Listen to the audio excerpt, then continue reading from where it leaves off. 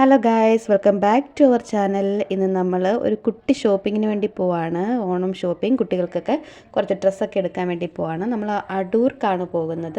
അപ്പോൾ ഡ്യൂട്ടിയൊക്കെ കഴിഞ്ഞ് ഇറങ്ങി പടപടേന്ന് ടൈമിംഗ് ഒന്നും ഇല്ലായിരുന്നു. എല്ലാം പക്ക ടൈമിങ്ങിൽ നമ്മൾ റെഡിയായി. ഞാൻ വീട് വരെ എത്തിയില്ല, ഞങ്ങൾ ആ വഴി വെയിറ്റ് ചെയ്തിരുന്നു. ഹസ്ബൻഡും കൊച്ചുങ്ങളൊക്കെ ഒരുങ്ങി വന്നു. അപ്പോൾ എന്നെ പിക്കപ്പ് ചെയ്തിട്ട് ഞങ്ങൾ പെട്രോളൊക്കെ അടിച്ച് ചടപടേന്ന് പോയിട്ട് വരണമെന്ന് വിചാരിച്ച് പോയത്. പക്ഷേ നല്ല തിരക്കായിരുന്നു.